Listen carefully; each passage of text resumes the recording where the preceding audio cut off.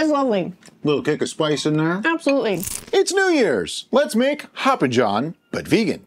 Hoppin John is a traditional dish in the American South on New Year's Eve. And to start, we're going to use a ½ cup of black-eyed peas.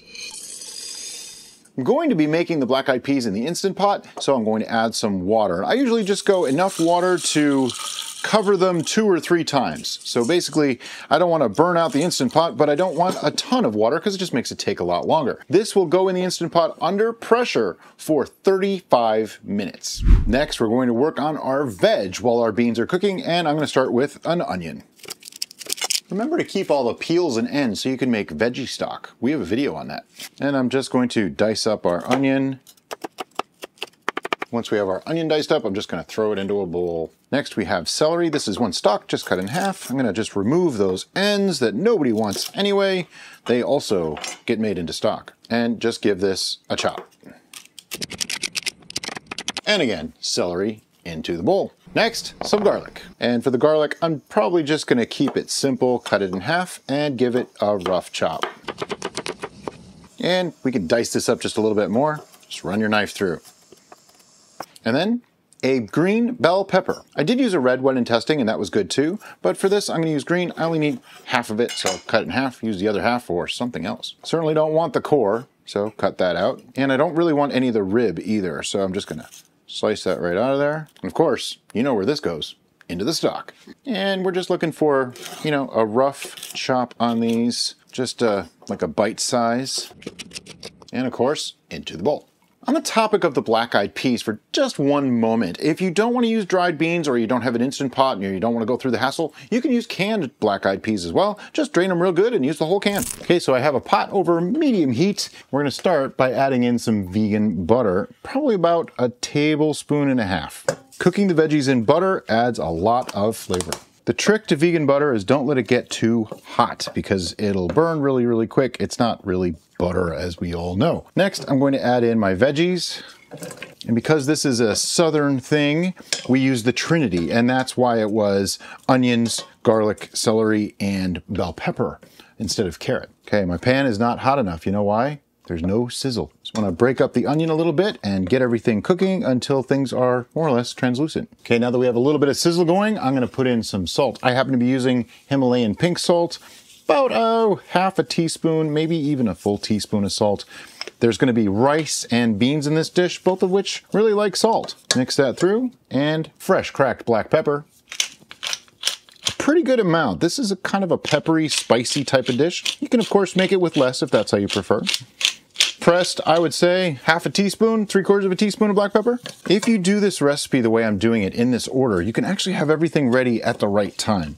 In other words, the veggies can be cooked and prepared just about the same time that the black-eyed peas are ready, and then we cook the rice and put that in more towards the end. And I'm just going to let this cook for about 5 to 10 minutes. We just want to soften up those vegetables.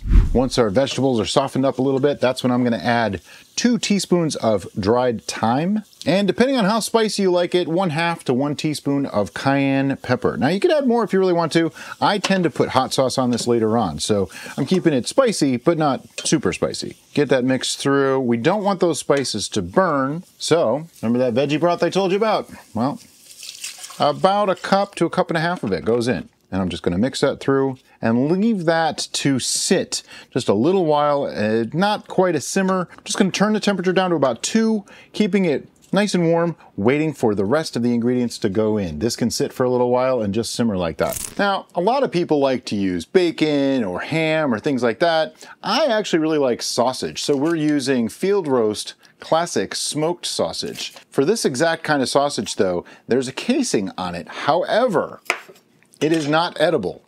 That's one of the strange things about it. So what I'm gonna do is just kind of cut one end and peel it off. Comes off easy enough, but you do have to remove it. It is plastic. It's not going to cook well. It's going to melt and make your sausage nasty. So don't do that. Of course, if you wanted to, you could use my seitan sausage. Maybe just change up the flavors a little bit, but Italian sausage would work in this quite well too. I'm just gonna cut it into 1/2 inch or so rounds. Get a pan on medium heat. Put in a little bit of olive oil just to coat, and dump in your sausage pieces to get them a little bit browned on the outside, not too much. You can do it as full pieces too if you prefer, and then cut them up afterwards. And when your sausage is sufficiently brown, cut the heat, put it back in a bowl, and set it to the side. You don't want to put that into the pot yet. Once your beans are done, release the pressure and dump them right into the pot and give that a mix. Next, we want to cook our rice. Now for this, I am using a half cup of white rice, just plain old long grain white rice. If you want to use brown rice, the recipe would be slightly different, but I can tell you that in just a minute. We're going to use half a cup of white rice and a half cup of water. Give that a swirl around.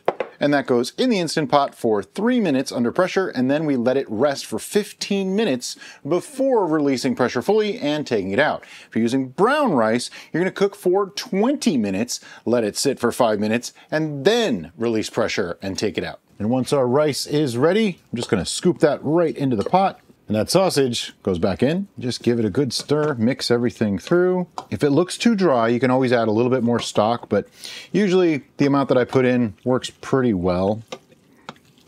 This looks about perfect. We're just gonna let that cook for 5 to 8 minutes to heat through, and then we try it. No cooking video is ever complete without a tasting. So today, I brought company. All right, so just looking at this, it's unctuous, it's glorious. I am so excited to be putting this in my mouth. It's beans and rice with sausage and vegetables. How can you go wrong? It's lovely.